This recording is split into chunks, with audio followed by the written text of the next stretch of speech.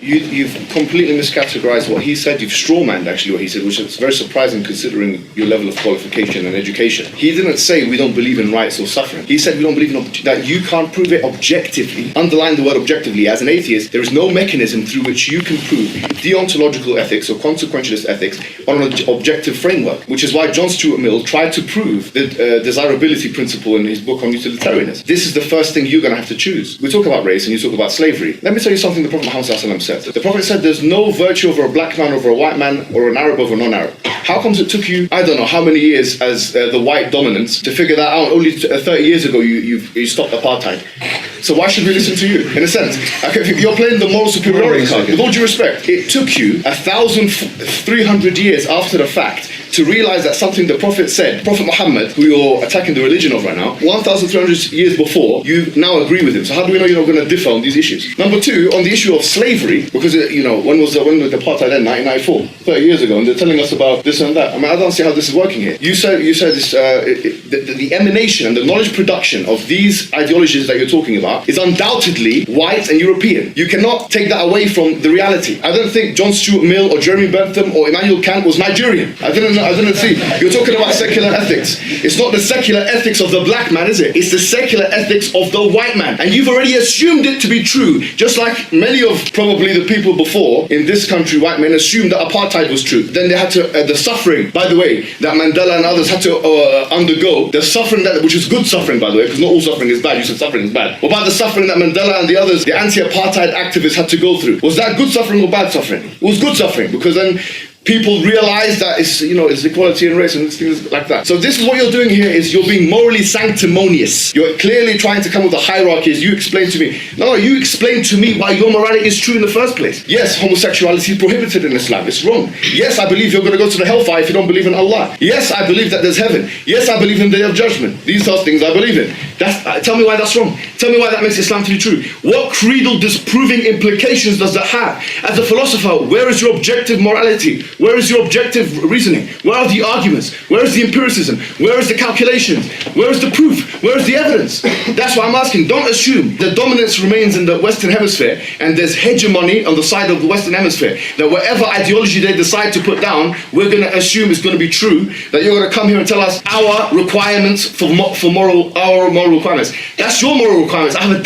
You have a religion, I have a different religion. Prove to me that your religion is true. Why is consequentialism true? Why is deontological ethics true? Why don't you come and start with that? Before Mark responds, I just want to make a meta comment about the style of communication that's going on, which makes me very uncomfortable.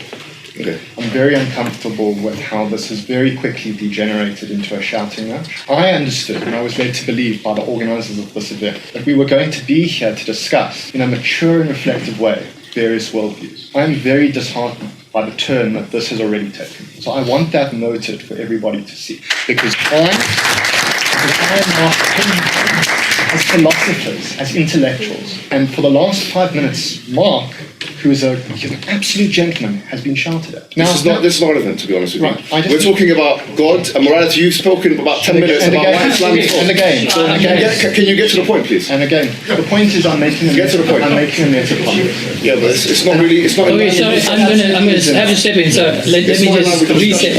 Let's reset things. Okay. So I want to reset things, and I want to talk about something Can I say one thing that came up. I will let you. I promise I'll let you. So we did say that this is a discussion. We all came here wanting to discuss things, and I'd like us, as best as we can, even though these things are heated for all of us, to try to do what we did in the discussion. Yes. Try to argue the point, even if we do not like many things. I don't want anyone to tell me how to speak. With all due respect, I'm free in this country. I can speak with an assertive voice. I don't need people telling me how to speak. I've not been told that I cannot speak in an assertive voice. A discussion doesn't exclude that. With all due respect, I don't want to be told off. This is a 25-minute segment. And I'm not telling you off. Yeah, no, he was for 2 minutes. That is a runaway tactic. He knows that he's got nothing to say about something.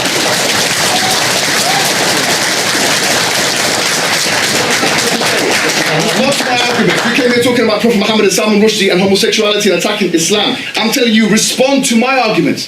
Instead of trying to tell me off like a little boy, trust me, I'm not a little boy. In every single man, I'm a bigger man than a little boy.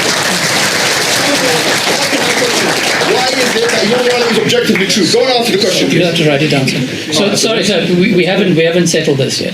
The issue is not being told what to say or how to say it, right? The issue is that there's a structural apartheid, the way you're being dealt with right now. That's what I'm telling you.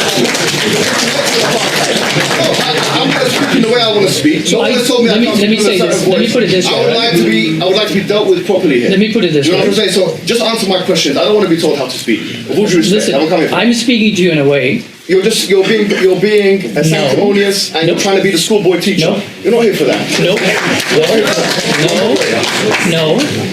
I actually. It's why you spent 3 minutes actually in our panel discussion. My views are closer to yours. I'm not an atheist. Oh, it doesn't matter what you My views are closer to yours. And I recognize the issue. Something to say. One of the discussants will just say something. Can I ask if all of you agree that we can consider that Chad and I, it gives us a chance to think over things, and then we'll get back to our four panelists. So do you want to ask a question? And then I think, as the discussants, the very Chad can say, we... Are you going to come in? Yes. Do you want to throw the white towel for him?